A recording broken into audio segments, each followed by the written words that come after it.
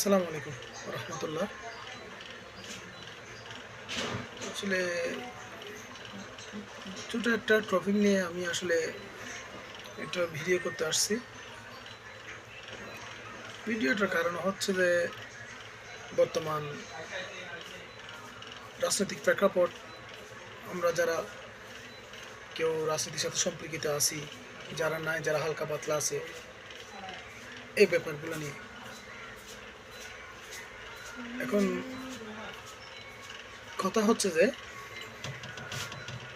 এই যে আমরা যারা রাজনীতির সাথে সম্পর্কিত আছি, হালকা পাতলা বেশি বা ছোটোখাটো নেতা ফজে, যাদের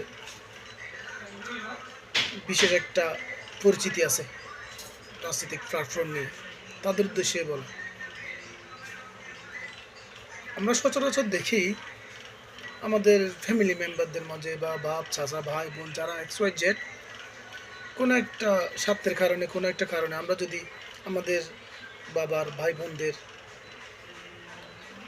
স্বার্থের ব্যাপারে যদি আমরা যদি নিজেরা যদি প্রতিবাদী কণ্ঠস্বর হতে পারি, তাহলে আমরা কেন পারবো না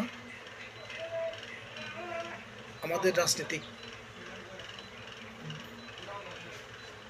অভিভাবক গুরু যারা বলেন, তো ওরা ভুল করলে ওদের ভুলটা আপনারা কেন আঙ্গুল দিয়ে দেখিয়ে দিতে পারেন না?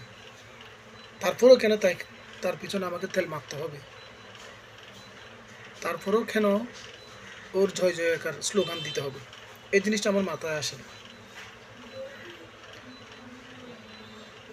যে মানুষ ভুল করে, সেই মানুষের ভুল যদি আপনি আঙ্গুল দিয়ে দেখিয়ে দিতে না পারেন, তার পিছনে রাজনীতি করার কোনো মানে হয় না, কোনো মানে হয় না। এটা আমার ব্যক্তিগত মত, খুব অল্প সাধারণ জ্ঞানে আমার যেইটুকু মাথায় আসে আর কি। তো এই যে আপনারা যাদের পিছনে রাজনীতি করেন, দেখতেছেন যদি এই সরকার আসলে ওই সরকার, এই সরকার আসলে এই সরকারের পিছনে লেগেই থাকে। তো এখানে সবাই টাকা আত্মসাৎ, টাকা পাচার, এই সেই যা কথা বলে আসে, ওগুলো সব কিছু তো মিথ্যা না, কিছু সত্য তো আছে, কিছু সত্যতার পিছনে লুকিয়ে আছে। তো আপনারা জিনিসটা কি বুঝতে চেষ্টা করেন না? আমি যার পিছনে রাজনীতি করব, সেই মানুষটা যদি এরকম যদি দেশের ক্ষতি করে, দেশ তো আপনার আমার সবার, তাই না? তো যেখানে আমাদের নিজের স্বার্থের জন্য আমরা ভাইয়ের সাথে বাবার সাথে তর্কে বিভেদ করি, অনেক সময় হাতাহাতি পর্যন্ত রূপান্তরিত হয়ে যায়।